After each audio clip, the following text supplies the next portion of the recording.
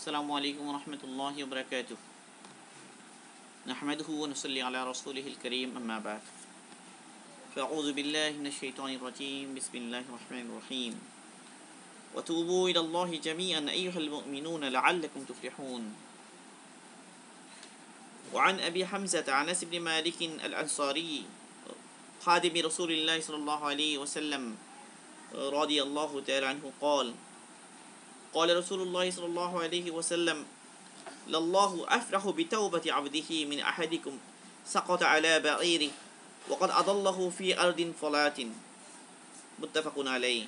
वफ़ी रिवायतिन लिमुस्लिमिन लल्लाहु अशद्दु फ़रहन बितौबति अब्दिही हिन यतूबु इलैहि मिन अहदिकुम कान अला राहिलतिही बिअर्दिन फ़लात फ़न्फ़लतत मिन्हु वअलैहा तआमुहु वशराबुहु फ़अयिस मिन्हा फ़अता शजरतन फ़ज्तज़अ फ़ी ज़िल्लिहा वक़द अयिस मिन राहिलतिही फ़बैनमा हुवा कज़ालिक इज़ा हुवा बिहा क़ाइमतन इंदह फ़अख़ज़ बिख़ितामिहा सुम्मा क़ाल मिन शिद्दतिल फ़रह अल्लाहुम्मा अन्त अब्दी व अना रब्बुक अक़्ता मिन शिद्दतिल फ़रह औ कमा क़ाल अलैहिस्सलातु वस्सलाम।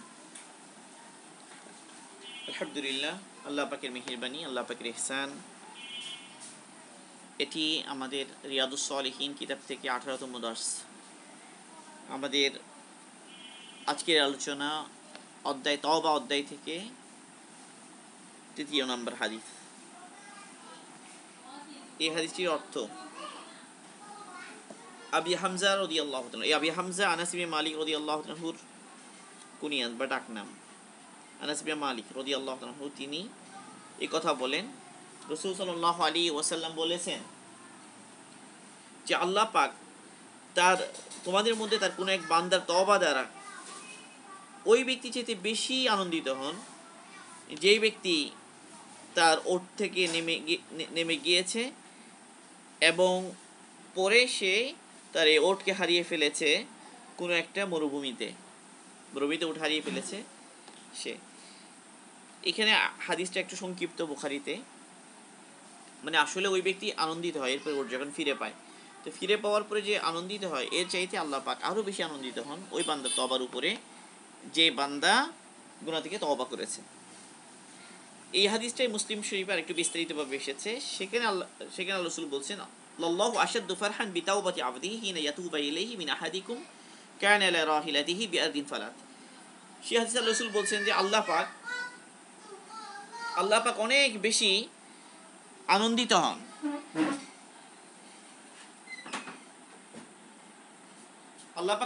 আনন্দিত হন ওই বান্দা তওবার উপরে যে তওবা করেছে। সে যখন তওবা করে তো আল্লাহ পাক আনন্দিত হন ওই ব্যক্তি যে কোনো একটা মরুভূমিতে তার সওয়ারির উপরে ছিল, পরবর্তীতে তার এই সওয়ারি যে তার ওট হয়তো পালিয়ে গিয়েছে বা পলায়ন করেছে এবং যে উটের উপর ছিল তার খাবার তার পানীয় সে অনেক খোঁজাখুঁজির পরেও যখন সে পেল না উটকে, তখন সে হতাশ হয়ে একটা গাছের ছায়ায় শুয়ে পড়েছে। সে পুরোই নিরাশ হয়ে গিয়েছে তার বাহনের ব্যাপারে। এই অবস্থায় যখন ছিল যে সে হঠাৎ দেখলো যে তার নিকটেই তার ওই উট দাঁড়িয়ে আছে, তার খাদ্য সহ তার পানীয় সহ। অতঃপর সে ওই উটের লাগাম হাতে ধরে এবং অনেক বেশি আনন্দের কারণে সেই কথা বলে ওঠে, আল্লাহুম্মা আনতা আবদি ওয়া আনা রাব্বুক, হে আল্লাহ আপনি আমার বান্দা এবং আমি আপনার রব।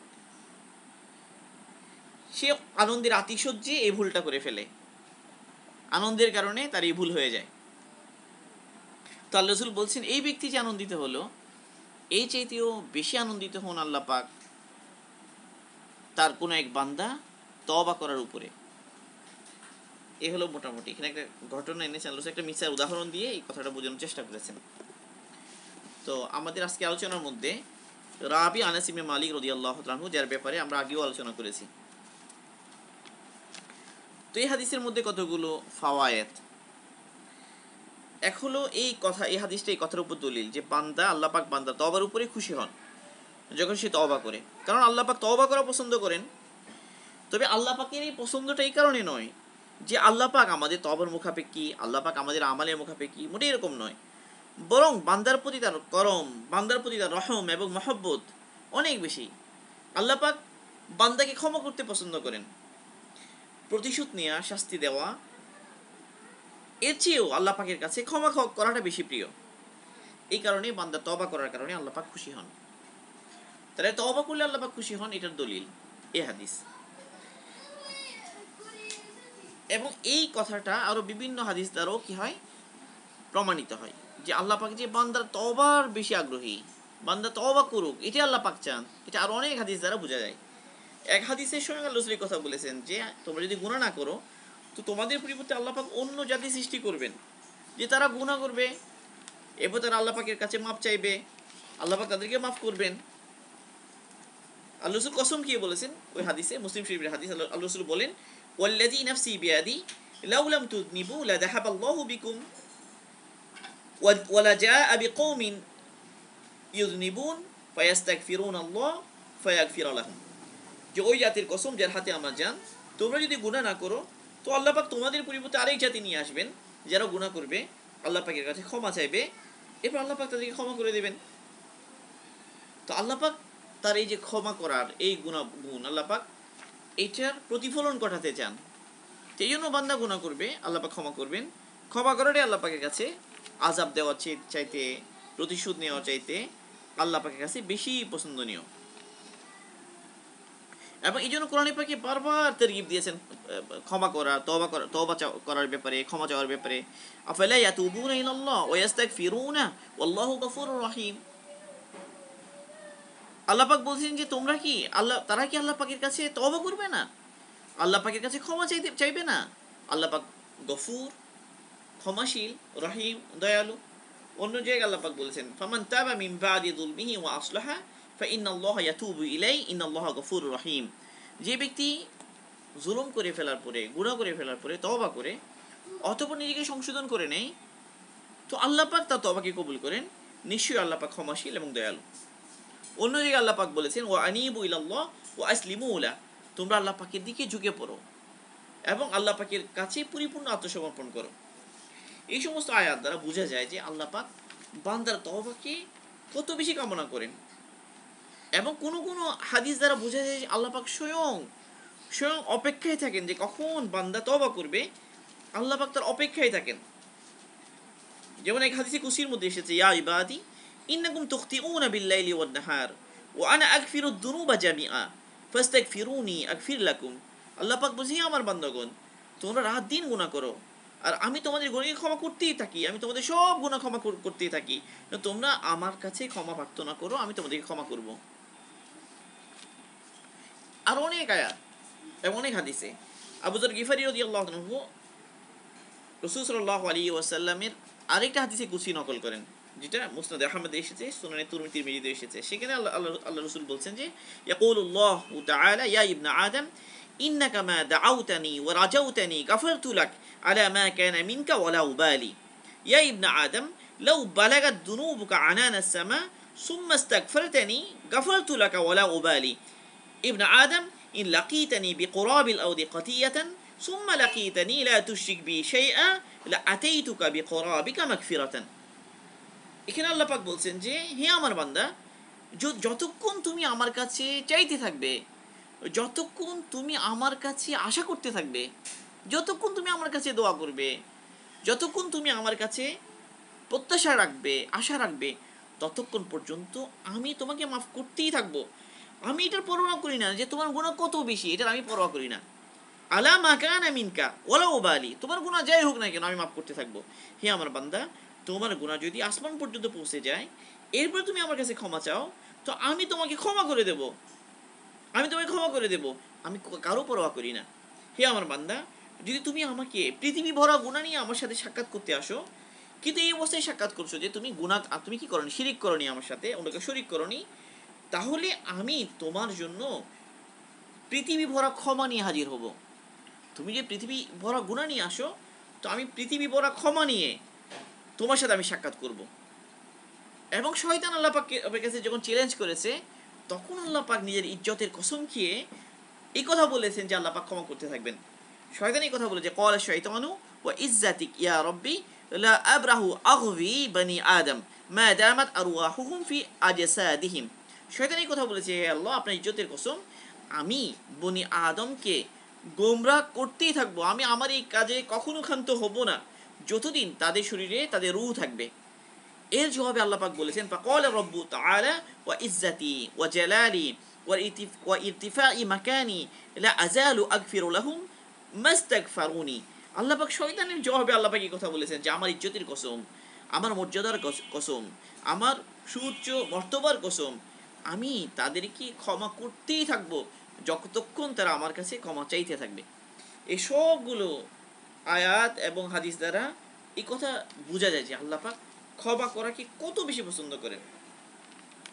এখন রাসূল সাল্লাল্লাহু আলাইহি ওয়াসাল্লাম আল্লাহ পাক যে ক্ষমা করতে চান এই কথাটা এইভাবে বলছেন কি জন্য? একটা উদ্দেশ্য আল্লাহ রাসূল সাল্লাল্লাহু আলাইহি ওয়াসাল্লামের, আল্লাহ পাক আমাদেরকে তওবার দিকে মনোযোগী করতে চান, ইস্তেগফারের দিকে মনোযোগী করতে চান। আমরা যদি ইস্তেগফার করি, তওবা করি, তো আল্লাহ পাক ক্ষমা করে দেবেন। আল্লাহ রাসূল আমাদেরকে আশা জাগাতে চান যে আমরা যেন আশাবাদী হই, আমরা যেন নিরাশ না হই, আল্লাহ পাকের রহমত থেকে যেন আমরা নিরাশ হয়ে না যাই, বরং আমরা আশা রাখি আল্লাহ পাকের উপরে, আল্লাহ পাকের দিকে ফিরে আসি। কারণ বান্দা যখন আশাবাদী হয় তখন তার জন্য ফিরে আসা সহজ, আর যখন হতাশ হয়ে যায় তখন ফিরে আসা কঠিন। তাহলে একটা বিষয় এখান থেকে স্পষ্ট হলো যে আল্লাহ পাক ক্ষমাকে বেশি পছন্দ করেন, এমনকি আযাব দেওয়ার চাইতেও, প্রতিশোধ নেওয়ার চাইতেও বান্দার তওবার দ্বারা আল্লাহ পাক এত বেশি খুশি হন। এটা একটা বিষয়। দ্বিতীয় জিনিস যেটা এই হাদিস থেকে বুঝে আসে সেটা হলো আল্লাহ পাকের কিছু গুণাবলী বুঝে আসে, যেমন আল্লাহ পাক আনন্দিত হন, আল্লাহ পাক পছন্দ করেন, আল্লাহ পাক রাগান্বিত হন, আল্লাহ পাক ভালোবাসেন। কিন্তু এখানে একটা জিনিস বোঝার যে আল্লাহ পাকের এই সব কিছু আমাদের মতো নয়। তাইলে আল্লাহ পাক আনন্দিত হন, তো আল্লাহ পাকের এই আনন্দ আমাদের আনন্দের মতো নয়। আল্লাহ পাক রাগান্বিত হন, কিন্তু আল্লাহ পাকের রাগ সেটা আমাদের রাগের মতো নয়। আল্লাহ পাক অপছন্দ করেন, আল্লাহ পাকের অপছন্দ করা আমাদের অপছন্দ করার মতো নয়। আল্লাহ পাক ভালোবাসেন, আল্লাহ পাকের ভালোবাসাটা আমাদের ভালোবাসার মতো নয়। তাহলে আল্লাহ পাকের ভালোবাসা এটা আল্লাহ পাকের শান অনুযায়ী। এই জন্য কোন মুহাদ্দিস এই হাদিসের ব্যাখ্যা বলেছেন যে আল ফারহু বিনিসবাতি লিল ইনসান আস-সুরুরু ওয়া লাযযাতুল কলবি বিনাইলি মা ইয়াশতাহি।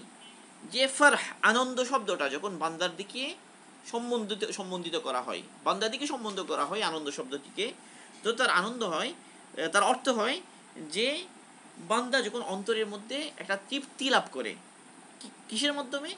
একটা জিনিস সে কামনা করছিল, তার সেই কামনার বস্তু যখন সে হাসিল করে, সেই কামনার বস্তু যখন সে পেয়ে যায়, তখন তার অন্তরে একটা স্বাদ সে আস্বাদন করে, অন্তরে একটা তৃপ্তি সে লাভ করে। এই তৃপ্তির নাম হলো আনন্দ, যেটা আন্তরিক একটা তৃপ্তি নিজের কামনার বস্তু পাওয়ার কারণে। কিন্তু এই জিনিসটা যখন আল্লাহ পাকের দিকে নিসবত করা হয়, আল্লাহ পাকের দিকে সম্বন্ধ করে বলা হয়, আল্লাহ পাক আনন্দিত হন, এর অর্থ কি? বলে ওয়া নিসবাতি লিল্লাহি তাআলা ইউরাদু আর-রিদা, আল্লাহ পাকের সন্তুষ্টি, আল্লাহ পাক সন্তুষ্ট হয়ে যান। আল্লাহ পাকের দিকে যখন এই জিনিসটাকে, এই শব্দটাকে নিসবত করা হবে, তখন তার মানা হবে আল্লাহ পাকের সন্তুষ্টি। কারণ কোনো কোনো কাম্য বস্তু হাসিল করে আনন্দ পাওয়া, কোনো কাম্য বস্তু হাসিল করে আনন্দিত হওয়া, কোনো কাম্য বস্তু হাসিল করার পরে ভিতরে একটা স্বাদ পাওয়া, একটা তৃপ্তি পাওয়া, এটা আল্লাহ পাকের শানের খেলাফ। কারণ এটা তো মাখলুকের বৈশিষ্ট্য। খালেক এখান থেকে অনেক বেশি ঊর্ধ্বে। মাখলুকের প্রয়োজন আছে, মাখলুকের বিভিন্ন জরুরত আছে, সে অনেক জিনিস কামনা করে, অনেক জিনিসের মধ্যে সে লজ্জত হাসিল করে, সে তৃপ্তি পায়। আল্লাহ সুবহানাহু ওয়া তাআলা এই সমস্ত মাখলুকের সাথে যত প্রকার সাদৃশ্য আছে এগুলো থেকে আল্লাহ পাক।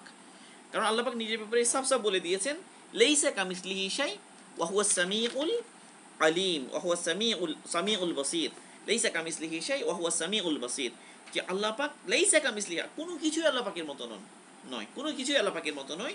আল্লাহ পাক সব শুনেন এবং সব দেখেন। তাহলে আল্লাহ পাকের গুণাবলীর ব্যাপারে আমাদের একটা বিষয় এখানে বুঝে নিতে হবে, যে কোনো একটা শব্দ যেটা সাধারণত মাখলুকের দিকে সম্বন্ধিত করা হয়, যেমন আনন্দ, যেমন রাগ, যেমন সন্তুষ্টি, যেমন ভালোবাসা, এই বিষয়গুলো মানুষের বিষয়, মানুষ সাধারণত এই বিষয়গুলো মানুষের মধ্যে পাওয়া যায়। সে একই শব্দগুলো যখন আল্লাহ পাকের দিকে নিসবত করা হবে, আল্লাহ পাকের দিকে যখন সম্বন্ধিত করা হবে, তখন এগুলোর অর্থ হবে কি, যে আল্লাহ পাকেও আনন্দিত হন, আল্লাহ পাকও রাগান্বিত হন, কিন্তু অবশ্যই সেটা মাখলুকের আনন্দের মতো নয়, মাখলুকের রাগের মতো নয়। আল্লাহ পাকের শান অনুযায়ী সেটা, লাইসা কামিসলিহি শাই। তো এই জিনিসটা এখানে খেয়াল করতে হবে। আচ্ছা, আরেকটা বিষয় এখান থেকে যেটা স্পষ্ট হয় হাদিস দ্বারা, সেটা হলো যে মানুষের মুখ দিয়ে যখন, যেমন এই ঘটনাটা আমরা যদি খেয়াল করি, পুরো ঘটনাটা মানে পুরো মিসাল যেটা, আসলে এটা একটা উদাহরণ। রাসূল সাল্লাল্লাহু আলাইহি ওয়াসাল্লাম একটা উদাহরণ দিয়ে আমাদের সামনে স্পষ্ট করতে চাচ্ছেন, আমাদের সামনে পরিষ্কার করতে চাচ্ছেন যে তওবা করলে আল্লাহ পাক কত বেশি খুশি হন, এটা বোঝানোর জন্য এটা আমাদের সামনে স্পষ্ট করতে চাচ্ছেন। তো এই জন্য ঘটনাটা আমরা খেয়াল করি। তাহলে একটা লোক মরুভূমিতে সফর করছিল, তার সওয়ারির পিঠেই তার খাবার তার পানীয় ছিল। মরুভূমিতে সব ওই সওয়ারির পিঠেই থাকে সাধারণত। হয়তো কোথাও সে থেমেছে, হয়তো কোনো গাছ পেয়েছে, সে ওখানে সে থেমেছে, থেমে হয়তো সে রেস্ট নিয়েছে। নিতে গিয়ে হঠাৎ করে তার ওট ছুটে চলে গেছে, এবং কোথায় ছুটে চলে গেছে আর সে মরুভূমিতে খুঁজে পেল না। অনেক তালাশ করলো, অবশ্যই যখন সে হতাশ হয়ে গেল এবং সে কেবল ওট ফিরে ফিরে পাওয়ার ব্যাপারে হতাশ নয়, সে তার জীবনের ব্যাপারেও হতাশ, কারণ খাবার পানীয় সব তো ওটের পিঠে। এখন সে হতাশ তার জীবনের উপরে, সে ক্লান্ত হয়ে হতাশ হয়ে সে গাছের নিচে এসে আবার কি করলো, শুয়ে পড়লো, ঘুমিয়ে পড়লো ধরা যাক। হঠাৎ করে হোম থেকে যখনই সে ফিরলো, তখনই দেখলো যে সে ওট হাজির এখানে, তার খাবার সহ, তার পানীয় সহ, তার ওট আবার তার সামনে দাঁড়ানো। এই অবস্থায় সে কেমন আনন্দিত হবে? যে লোকটা তার জীবনের ব্যাপারে হতাশ হয়ে পড়েছিল, জীবনের ব্যাপারে নিরাশ হয়ে পড়েছিল, এবং এই কথা সে আর আশাই করে নাই যে এ উঠ ফিরে আসবে। সে মনে করেছে এভাবেই তার মৃত্যু হয়ে যাবে, না খেয়ে, পানি পান করতে না পেরে, খেতে না পেরে, তো সে ইন্তেকাল করবে, সে মারা যাবে। এভাবেই সে হতাশ হয়ে পড়েছিল জীবনের ব্যাপারে। এই অবস্থায় সে আবার যখন ফিরে পাওয়ার বিষয়টা, পরিস্থিতিটা কেমন, কত বেশি আনন্দের সেটা, এবং কত বেশি খুশির। তো এই ব্যক্তিও কত বেশি খুশি হয়েছে, এবং তার খুশিকে বোঝানোর জন্য আল্লাহ রসুল তার দোয়া, সে যে দোয়া করেছে, সে দোয়া করতে গিয়ে কথা বলে ফেলেছে, আল্লাহুম্মা ইন্নাকা আবদি ওয়া আনা রাব্বুক। সেই কথা বলছে আল্লাহ পাকে, হে আল্লাহ, যে আপনি আমার বান্দা এবং আমি আপনার রব। আসলে সে বলতে চেয়েছে আল্লাহুম্মা আনতা রব্বি ওয়া আনা আবদুক, এটি সে বলতে চেয়েছে, হে আল্লাহ, আপনি আমার রব এবং আমি আপনার বান্দা। মানে শুকর আদায় করার জন্য, আল্লাহ পাকের প্রশংসা করার জন্য, আল্লাহ পাকের কাছে শুকরিয়া জ্ঞাপন করার জন্য এই শব্দে সে বলতে চেয়েছিল।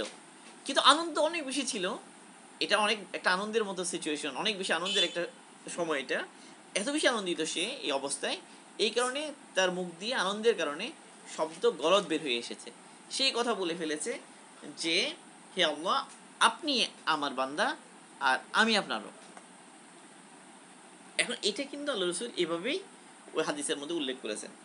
তো এখন এখান থেকে একটা মাসাইল বের হয়, সেটা কি, মানুষ যখন কখনো কোনো ভুলে বলতে চাচ্ছিল একটা, বলে ফেললো আরেকটা, এই ধরনের অনেক সময় হয়ে যায় মানুষের কথায় বার্তায়।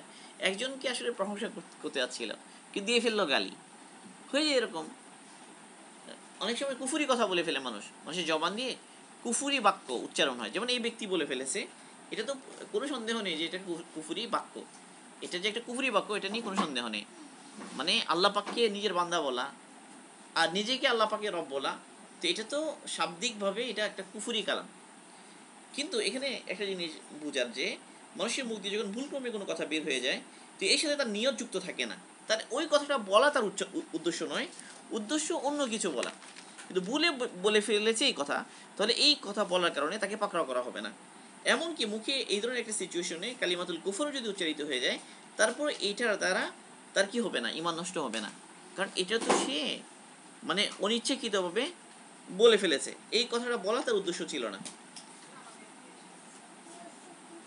কিন্তু কিছু জিনিস আছে যে এর ব্যতিক্রম, এর মধ্যে কিছু জিনিস আছে ব্যতিক্রম। একটা হলো তালাকের বিষয়টা বারবার খেয়াল রাখতে হবে, যে এক ব্যক্তি তার স্ত্রীকে তালাক দেওয়া উদ্দেশ্য না, কিন্তু সে তাকে ভয় দেখানোর জন্য, তাকে সে মানে ধমক হিসাবে বা ভয় দেখানোর উদ্দেশ্য তার, সে এই শব্দগুলো উচ্চারণ করে ফেললো। সে যে শব্দগুলো মানুষ উচ্চারণ করে, তো তার নিয়ত কিন্তু নাই এখানে, তার নিয়ত সেটা নয়, কিন্তু সে ওই শব্দটা কিন্তু সে উচ্চারণ করছে ইচ্ছে করেই, শব্দের সাথে ইচ্ছা, কিন্তু ওই ইচ্ছাটা নাই, যে তাকে ছেড়ে দেওয়ার ইচ্ছাটা নাই, তো ওই শব্দটাই উচ্চারণ করেছে। তাহলে এর দ্বারা তালাক হয়ে যাবে। কারণ তালাক শব্দটাকেই শরীয়তে নির্দিষ্ট করা হয়েছে এই কাজটার জন্য। যেমন বিয়ের ক্ষেত্রে যেমন ইজাব এবং কবুল, এই দুইটা শব্দ, প্রস্তাব দেওয়া এবং প্রস্তাব গ্রহণ করা, এই শব্দগুলোকে নির্দিষ্ট করা হয়েছে বিয়ে শুদ্ধ হওয়ার জন্য। যদি এই কথাগুলি বলা হয়, মানে প্রস্তাব পেশ করা এবং কবুল করা, এই বিষয়টা যখন বলা হবে তখন কি হয়ে যাবে? বিয়ে হয়ে যাবে। তাহলে বিয়ের জন্য ইজাব কবুল, তাহলে ইজাব কবুল এই কালিমা উচ্চারণ করার আগে এই মেয়ে তার জন্য হারাম ছিল। এখন এই দুই শব্দ যখন উচ্চারণ হয়ে গেল পরস্পরের সাথে মধ্যে, তখন কি হয়ে গেল? বিয়ে হয়ে গেল, এই মেয়েটা হালাল হয়ে গেল। তো এই কথা কিন্তু আমরা সবাই মেনে নিচ্ছি, এখানে আমাদের কোনো কি নাই, ইশকাল নাই, বা আমাদের কোনো প্রশ্ন নাই এখানে যে দুই একটা কথা বলার কারণে কেমনে হালাল হলো না। এটাই সিস্টেম, আল্লাহ পাক এই সিস্টেম করেছেন। একইভাবে ওই শব্দটা, যে শব্দ বললে কি হয়ে যাবে? বিয়ে থেকে চলে যাবে, তালাক শব্দটা। তো ওই শব্দটাকেও শরীয়ত নির্দিষ্ট করেছে বিবাহ বিচ্ছেদের জন্য। তাহলে বিবাহ সংগঠিত হওয়ার জন্য একটা শব্দ নির্দিষ্ট আছে, সেটা যখন বলে তখন বিয়ে হয়ে যায়। ঠিক একই শব্দটা যখন সে তার ইচ্ছা নাই, তার ভুল বললে যে এই শব্দটাই বলে, তাহলে কিন্তু বিয়ে বিচ্ছেদ হয়ে যাবে। তাহলে এই ক্ষেত্রে সতর্কতা কি করতে হবে? সতর্ক থাকতে হবে যেন কোনো অবস্থাতে এই শব্দ আমাদের মুখে উচ্চারণ না হয়, এবং এই কথাটা বারবার নাও বলা চাই, এই প্রসঙ্গ না আনা চাই, খুবই জরুরি এই প্রসঙ্গ না আনা চাই। কারণ এটা খুবই ক্রিটিক্যাল একটা বিষয় এবং খুবই একটা সঙ্গীন একটা বিষয়, যে অনেক জটিলতা তৈরি হয়ে যায় এখানে, এই অনেক জটিলতা এখানে তৈরি হয়ে যায়। তো এই বিষয়টা একটা। আর আরেকটা বিষয় এখানে বোঝা, সেটা হলো ঠাট্টা। আমরা বললাম যে কুফুরি বাক্য বলে ফেললো সে, কিন্তু এটা উদ্দেশ্য ছিল না বলা, এই কুফুরি উদ্দেশ্য নয় তার, কিন্তু তার জবান হঠাৎ করে ভুলে জবানে বের হয়ে এসেছে, যেমন ওর বের হয়েছে। তো এই ধরনের শব্দ, স্লিপ অফ টাং, এর কারণে মানুষ কাফের হয়ে যায় না। কিন্তু আরেকটা বিষয় হলো ঠাট্টা এমন একটা বিষয়, ঠাট্টা যদি করে কেউ আল্লাহ পাককে নিয়ে, রসুলকে নিয়ে, বা ইসলামের কোনো বিধানকে নিয়ে, হতে পারে যে মানে একটা আমাল যেটা সুন্নাহ হতে পারে, নফল হতে পারে, কিন্তু এই আমালটা ইসলামের যে আমাল, এটার ব্যাপারে কোনো সন্দেহ নেই, এটা প্রমাণিত, অকাট্যভাবে প্রমাণিত একটা আমাল শরীয়তে আছে। ধরো মিসওয়াক করা একটা আমাল যেটা শরীয়তের মধ্যে আছে। শরীয়ত এই মিসওয়াকের আমালটা, এটার পক্ষে হাদিস আছে, উম্মতের আমাল আছে।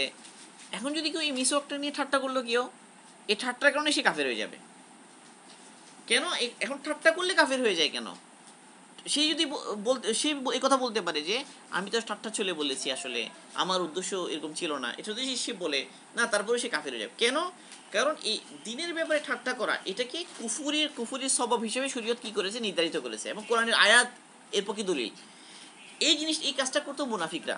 রাসূল সাল্লাল্লাহু আলাইহি ওয়াসাল্লামের সাথে, সাহাবাদের সাথে কোরআনের আয়াত নিয়ে এবং আল্লাহ পাক সম্পর্কে, মুনাফিকরা ওরা তো প্রকাশ্যে মুসলমান হওয়া সত্ত্বেও মাঝে মাঝে এই ঠাট্টাগুলো তারা করতো।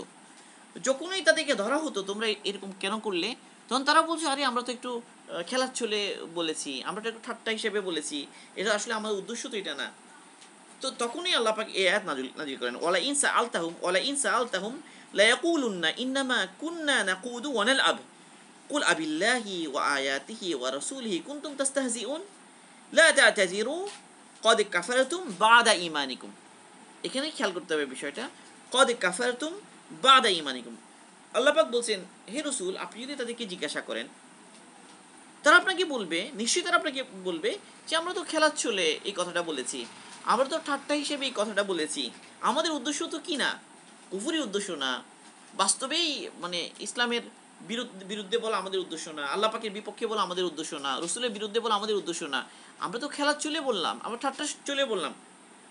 এর জবাবে আপনি তাদেরকে বলেন, আপনি বলেন আবিল্লাহি ওয়া আয়াতিহি ওয়া রাসূলিহি কুনতুম তাস্তাহজিউন, তোমরা কি আল্লাহ পাকের সাথে, আল্লাহ পাকের আয়াতের সাথে, নিদর্শনের সাথে এবং রসুলের সাথে ঠাট্টা করছো?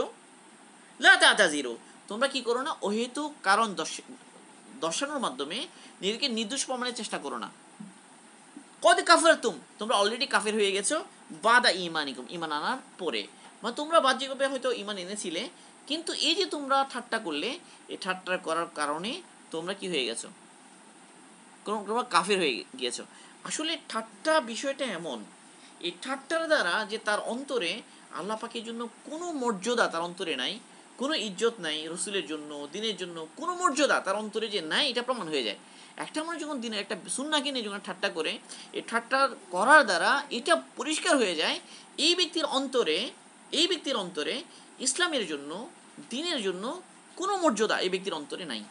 একজন মুসলমানের অন্তরে আল্লাহ পাকের জন্য একটা মর্যাদা তার অন্তরে থাকতে হবে, রসুলের জন্য একটা ভালোবাসা এবং রসুলের একটা ইজ্জত তার অন্তরে থাকতে হবে, আল্লাহ পাকের মর্যাদা, আল্লাহ পাকের ইজ্জত তার অন্তরে থাকতে হবে, দিনের প্রতি ভালোবাসা, দিনের প্রতি মর্যাদাবোধ তার অন্তরে থাকতে হবে।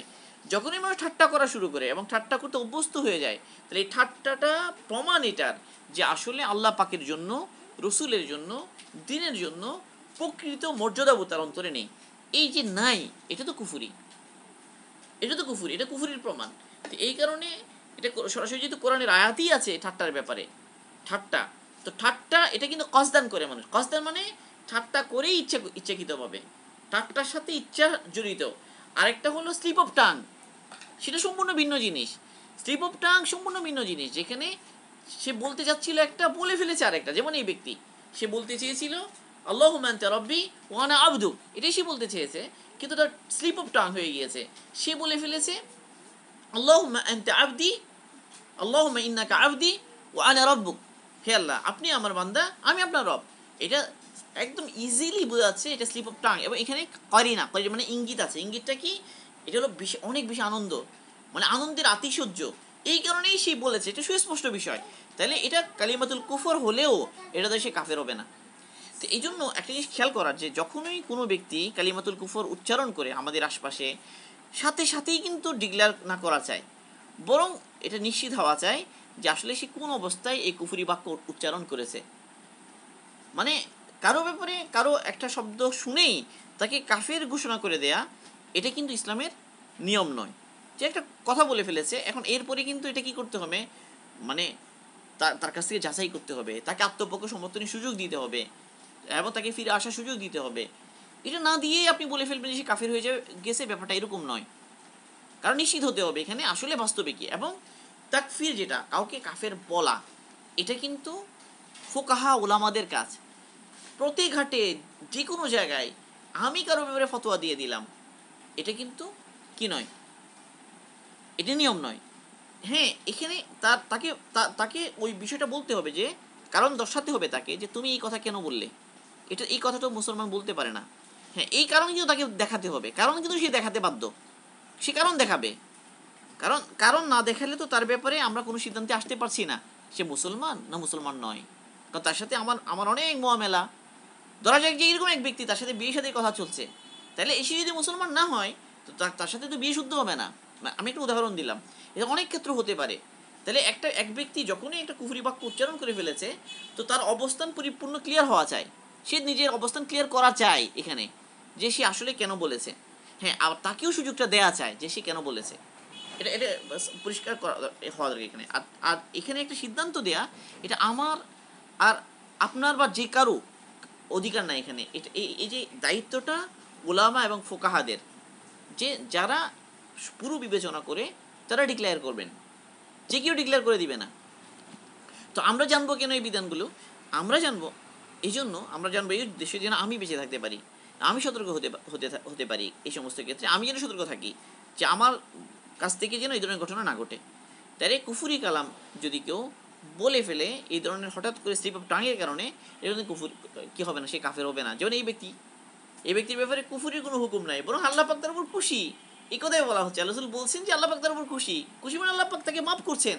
অথচ ওই খুশি, যে সে ওই তওবা করার, মানে বান্দা যখন তওবা করে তখন আল্লাহ পাক খুশি, এই ঘটনাটা বলতে গিয়ে ঘটনাটা এখানে এসেছে। তো বোঝা গেল যে এটা মানে মাশরু, এটা শরীয়তের মধ্যে এখানে কোনো নক্ত করা হয় না এটার উপরে। এটা দ্বারা বোঝা যাচ্ছে যে কেবল এই মুখের যে ভুল, এটার কারণে একটা হুকুম দিয়ে দেয়া হবে না। কিন্তু ঠাট্টা যেটা, এটা তার ব্যতিক্রম। কারণ ঠাট্টার ব্যাপারে তো কোরআনের ডাইরেক্ট দলিল যে ঠাট্টাটাই হলো কুফুরির কারণ। মানে ঠাট্টা করছে, কুফুরির নিয়ত নাই, মানে ইসলাম ধর্ম ছেড়ে দেওয়ার নিয়ত নেই, কিন্তু ঠাট্টা করেছে। হ্যাঁ, ঠাট্টাই প্রমাণ তার কুফুরির।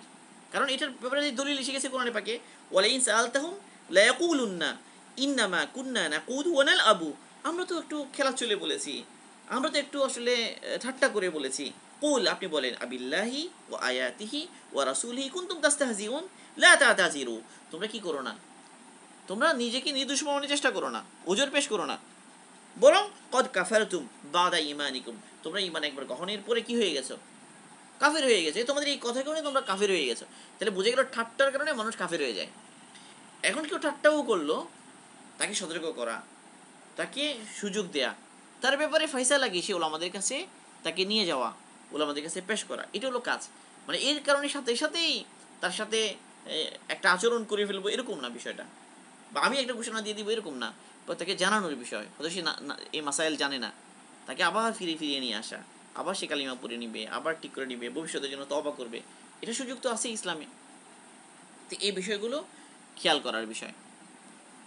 তাহলে এখান থেকে মেসেজ যেটা, সেটা হলো যে এমনকি মানুষ মানুষের সাথে ওই যে গালি দিল, গালি দিচ্ছি, আসলে গালি দেওয়ার নিয়তে বলে নাই, বলতে যাচ্ছিল এক কথা, বলে ফেলেছে আরেক কথা।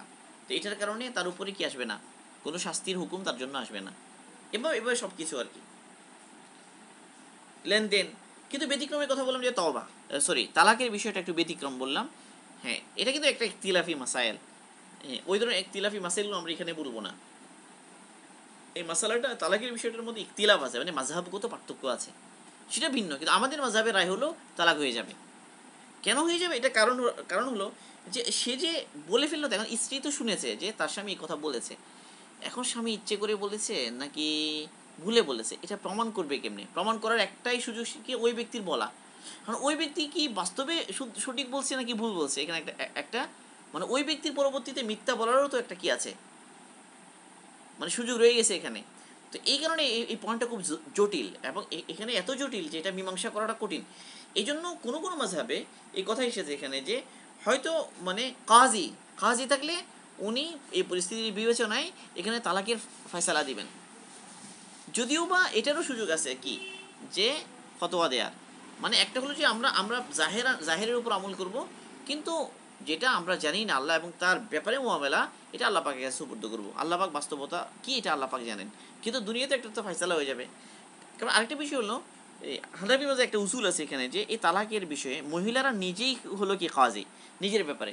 কারণ একজন মহিলা সে শুনেছে, তার স্বামীর মুখে একদম স্পষ্ট শুনেছে,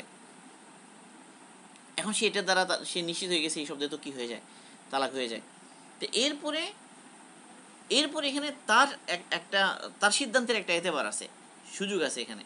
এই মাসাইল আমরা এখানে আলোচনা করছি না, এগুলো অনেক জটিল মাসাইল, সেগুলো আমরা বলার উদ্দেশ্য নয়। উদ্দেশ্য হলো আমাদের মধ্যে যে সতর্কতা আসে এই ব্যাপারে, মানে এই শব্দগুলো উচ্চারণ করার ক্ষেত্রে সতর্কতা, কথায় কথায় এই সমস্ত শব্দ উচ্চারণ না করা, এবং এই সমস্ত বিষয় দেখিয়ে ভয় না দেখা, মেয়েদেরকে শাসন করতে গিয়ে তাদেরকে মানে কন্ট্রোলে রাখার জন্য এই সমস্ত শব্দ বলার বা ভবিষ্যতে এই সমস্ত কাজ করার ধমকি না দেওয়া চাই, এরকম না করা চাই। এটা মুআশারাতেরও মানে বিপরীত, ইসলামী মুআশারাত ও খেলাপ জিনিস, যে একটা জিনিসের অধিকার একজনকে দেওয়া হয়েছে, এই বলে সে বারবার ওই অধিকারকে মানে প্রয়োগের ভয় দেখিয়ে একজনকে নিয়ন্ত্রণে রাখবে, এটা কিন্তু ইসলামী মুআশারা এরকম না, ইসলামী মুআশারা এরকম না। বরং এটা তো এমন একটা বিষয় যেটা প্রয়োজন মুহূর্তে ব্যবহার করার জন্য, যখনই একদম কি করার আর নাই, আর কোনো বিকল্প নাই, তখনই এটাকে ব্যবহার করার জন্য, এবং এটার প্রয়োজন কখনো কখনো পরে সেই জন্য, নাইলে এটা আল্লাহ পাকের কাছে সবচেয়ে অপছন্দনীয় হালাল। আল্লাহ পাকের কাছে সবচেয়ে অপছন্দনীয় হালাল হলো এই তালাকের বিষয়টা। এই বিষয়ে আল্লাহ পাক বুঝার তৌফিক দান করে আমাদের।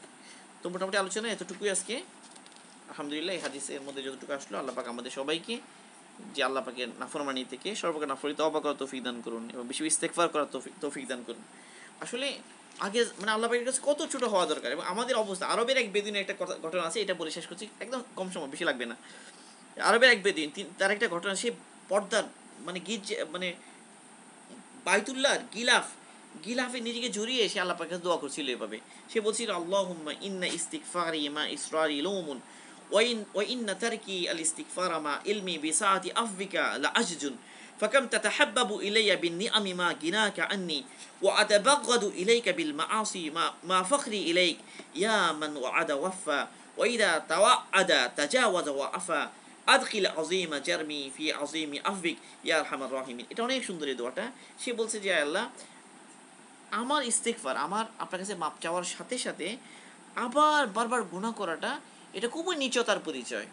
সে নিজের ব্যাপারে বলছে এটা খুবই নীচতার পরিচয়। আর আমার ইস্তিগফারকে তরক করা, এই কথা জেনে যে আপনার ক্ষমা কত প্রশস্ত, এই কথা জানার পরেও আমার ইস্তিগফার না করাটা বিশাল একটা অক্ষমতা, অনেক বড় একটা দুর্বলতা, অনেক বড় একটা অক্ষমতা। আপনি, হে আল্লাহ, আপনি কত বেশি নিয়ামত দিয়ে আমাকে বারবার কাছে টানার জন্য চেষ্টা করেছেন, মানে প্রিয় বানানোর। আপনি আমাকে কত বেশি এহসান করেছেন, কত বেশি ভালোবাসার প্রমাণ দিয়েছেন। এই নিয়ামত, ওই নিয়ামত, সেই নিয়ামত, এত বেশি নিয়ামত দিয়ে আপনি আমাকে বারবার, আপনি আমার প্রতি আপনার যে ভালোবাসা, আপনার মহব্বত, এটার প্রকাশ ঘটিয়েছেন। এটারই দাবি ছিল যে আমি আপনাকে ভালোবাসবো, আমি আপনাকে ভালোবাসবো, আপনাকে আমি মহব্বত করব। এটাই ছিল কি এটার দাবি। কেননা কারণ কারণ আপনি তো আমার প্রতি মুখাপেক্ষী ছিলেন না। আপনি আমাকে এই জন্য এহসান করেননি যে আপনার ঠেকা আছে, এবং আপনার তো কোনো ঠেকা নাই, আপনি তো অমুখাপেক্ষী। তারপরেও আমাকে অনেক নিয়ামত দিয়ে আপনি আমার কাছে প্রিয় হওয়ার চেষ্টা করেছেন, আপনি আমাকে ভালোবাসা দিয়েছেন। আর তার বিপরীতে আমি কি করেছি? আতাবাগ্গাদু ইলাইকা বিল মাআসি মা ফকরি ইলাইকা। আর আমি এমন একটা কাজ করেছি, আমি জানি যে আমি ফকির, আপনার মুহতাজ, তারপরেও আমি আপনার নাফরমানি করার মাধ্যমে আমি কি করেছি? আমি মানে এমন একটা কাজ করেছি, মানে এটা দেখে ঘৃণিত একটা কাজ, ঘৃণিত একটা কাজ আমি করেছি। মানে আমি অথচ আপনার কাছে মুখাপেক্ষী, এরপরেও আমি কি করেছি? আমি আপনার কাছে আপনার ফরমানি করেছি। এবার হে ইয়া মান ওয়াদা ওয়াফা, হে হে ওই সত্তা যিনি ওয়াদা করলে পূরণ করেন, হে ওই সত্তা যিনি ধমক দেন অথচ তিনি মাফ করেন, ক্ষমা করেন, ক্ষমা করেন। আদিকিল আজিমা জারমি, আল্লাহ আমার মহান অপরাধকে আপনার মহান ক্ষমার ভিতরে আপনি ঢুকিয়ে দেন। ইয়া আরহামার রাহিমিন, মানে আমার অপরাধ অনেক বেশি হতে পারে, তো আপনার ক্ষমা তো আরো অনেক বড়, অনেক অনেক উঁচু। সে আপনার প্রশস্ত ক্ষমার মধ্যে আমার এই বড় অপরাধটাকে ঢুকিয়ে দেন এবং আপনি মাফ করে দেন মেহেরবানি করে, কারণ আপনি তো দয়াকারী, দয়াকারীদের চাইতেও বেশি দয়াকারী। তো আসলে আল্লাহ পাকের কাছে তো চাইতে জানতে হয়। ওই বেদিন কত সুন্দর করে আল্লাহ পাকের কাছে চেয়েছে, তো আমরাও যেন আল্লাহ পাকের কাছে তওবা করি, বারবার তওবা করি, ফিরে আসি। আল্লাহ পাক আমাদের সবাইকে তৌফিক দান করুন। সুবহানাল্লাহি ওয়া বিহামদিহি, সুবহানাকাল্লাহুম্মা বিহামদিকা, আশহাদু আল্লা ইলাহা ইল্লা আনতা আস্তাগফিরুকা ওয়া আতুবু ইলাইক।